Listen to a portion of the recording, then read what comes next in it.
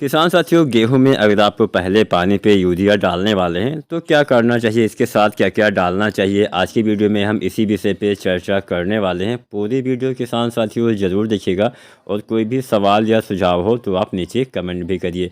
अब अपने भारत देश में अभी हाल फिलहाल के दिनों में बरसात भी हुई है, तो एक सवाल ये भी आता है कि क्या हमें इसी बारिश के पानी के सहारे यूरिया डाल देना चाहिए या नहीं डालना चाहिए। सबसे पहले यही कन्फ्यूजन आपका दूर कर देते हैं। अगला, अगर अच्छी खासी बरसात हुई है, मिट्टी में अगर पर्याप्त मात्रा में नमी उपलब्ध है तो सिंचाई हम आप आगे बढ़ा सकते हैं, लेकिन नाइट्रोजन की पूर्ति तो आपको करना ही पड़ेगा।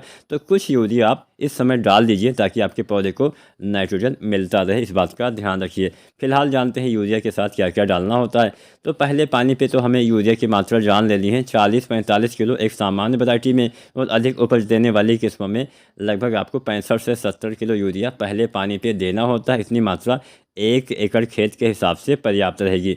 अब जब पहले पानी पे आप इतना यूरिया डालते हैं, एक बात का ध्यान ये भी रखिएगा कि यूरिया जो आपके पौधे में लगती है 20 से लेकर 40 या अधिकतम 50% तक ही आपके पौधे उपयोग कर पाते हैं। बाकी की मात्रा बेकार हो जाती है। कुछ अमोनिया गैस बन के उड़ जाती है तो कुछ लिंचिंग होकर नीचे चली जाती है। लिंचिंग वाली समस्या ज़्यादा होती है क्योंकि बहुत सारी जो मिट्टियाँ होती हैं, जो हल्की मिट्टी होती है, वहाँ पर क्या होता है कि पानी के साथ आपकी खाद भी नीचे चली जाती है। तो यहाँ पर जब भी आप सिंचाई करिए तो सिंचाई के बाद ही खादों का इस्तेमाल करिए, वो बेहतर रहेगा। सिंचाई से पहले खाद डालेंगे तो सिंचाई के पानी के साथ आपकी यूरिया भी नीचे बैठ जाएगी, जिससे आपके पौधे तक वो उपलब्ध नहीं हो पाएगी। इस बात का आपको ध्यान रखना है। तो यहाँ पे यूरिया तो हो गई आपको 40-45 किलो या अधिकतम 65-70 किलो आपको इस्तेमाल करना है पहले पानी पे। अब इस यूरिया के साथ आप डालिए सल्फ़र।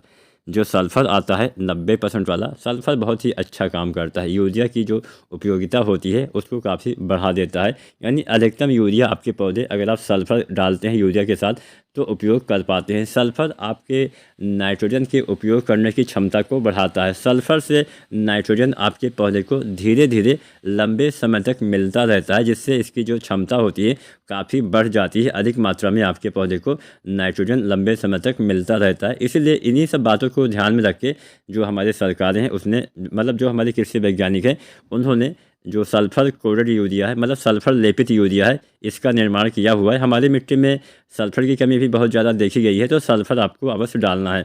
अगर सल्फ़र वाला यूरिया मिल जाता है तो अच्छी बात है, नहीं मिलता है तो 90% वाला सल्फ़र आपको 4 से 5 किलो प्रति एकड़ के हिसाब से यूरिया खाद के साथ मिला के उपयोग में लाना है। इससे बहुत ही अच्छा, बहुत ही बेहतरीन फ़ायदा आपको देखने को मिलने वाला है। आपका नाइट्रोजन काफ़ी अच्छे से आपके पौधे ले पाएंगे। इसके साथ आप डाल सकते हैं जिंक।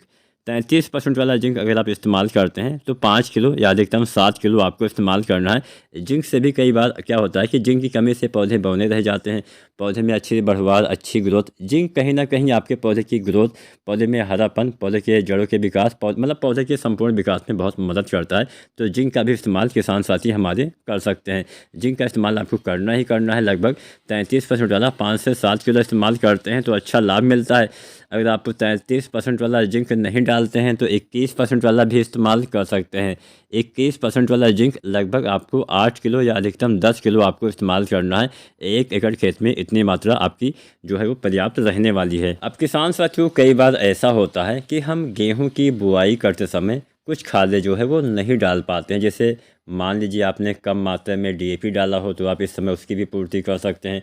मान लीजिए अभी तक आपने पोटास का इस्तेमाल किया ही नहीं है तो पहले पानी के आसपास आप पोटास का भी इस्तेमाल, जो एमओपी पोटास 60% वाला आता है, लगभग आपको 25 से 30 किलो प्रयोग कर देना है। यह वो समय है, मतलब अभी अगर 20 से और 30 दिन के बीच की आपकी फसल है तो ये समय जड़ अवस्था होती है, इस समय जड़ों का विकास होता है। इस समय जो भी आप डालेंगे आपके पौधे सही से उसको ग्रहण कर पाएंगे। बाद में अगर आप डालते हैं तो बहुत देर हो जाती है। वैसे अभी भी देर हो ही गई है, लेकिन ना डाला हो तो पहले पानी के आसपास जो भी आपने ना डाला हो उसका उपयोग करके उसकी कुछ मात्रा में पूर्ति आप अवश्य कर पाएंगे।